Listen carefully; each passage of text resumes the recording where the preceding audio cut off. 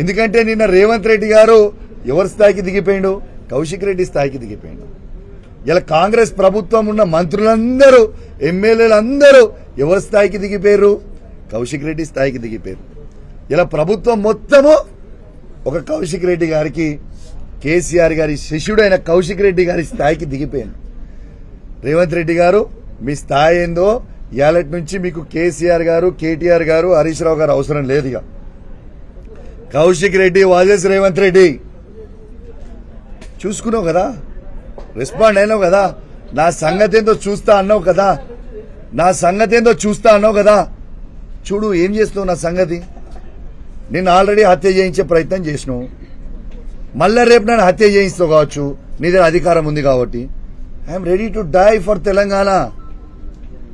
కౌశిక్ రెడ్డి చావడానికైనా సిద్ధంగా ఉన్నాడు, కానీ నీతోని కాంప్రమైజ్ కావడానికి సిద్ధంగా లేడు బాబు రేవంత్ రెడ్డి గారు.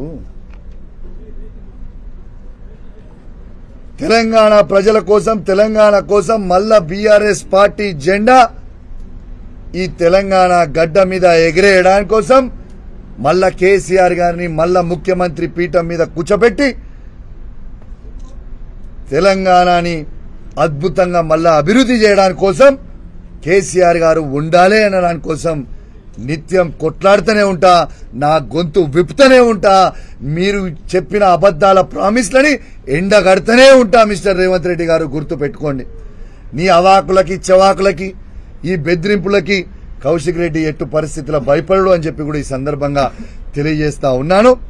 ఇలా దయచేసి నేను ఒక్కటే చెప్తున్నా, సమాజం మొత్తం కూడా గమనించిర్రు. ఇలా హైదరాబాద్ లో ఇలా ఏ ఒక్క నాడన్న 10 సంవత్సరాలలో కేసీఆర్ గారు ప్రభుత్వం ఉన్నప్పుడు ఈ సిచ్యువేషన్ తీసుకోవచ్చిండా? ఒక్కసారి ఆలోచన చేయండి.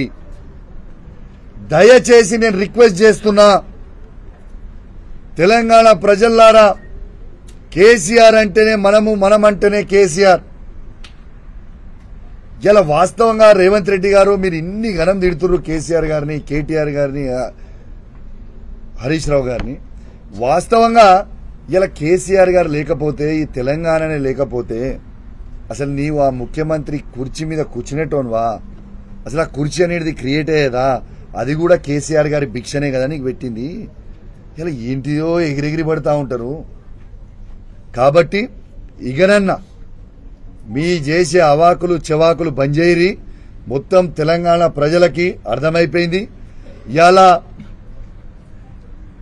మీకు సవాల్ విసిరినప్పుడు సవాల్ స్వీకరించడం మీకు రాదు, బంజేరి. తెలంగాణ ప్రజలందరూ కూడా మీరు గుండాయిజం చేసిన గుండాయిజం మొత్తం చూసిర్రు, మీ రౌడీయిజం మొత్తం చూసిర్రు. దానికోసమే నిన్న అరెస్ట్ చేసిర్రు పోలీసులు. ఏంటిది, నిన్న హరీష్ రావు గారిని మా ఎమ్మెల్యేలందరినీ ఇక్కడి నుంచి తీసుకొని పోయి ఆ కల్వకుర్తి కాన్స్టిట్యున్సీ, షాద్నగర్ కాన్స్టిట్యున్సీకి తీసుకొని పోయింది. ఎందుకు తీసుకుపోయారు పైకి అంత దూరం?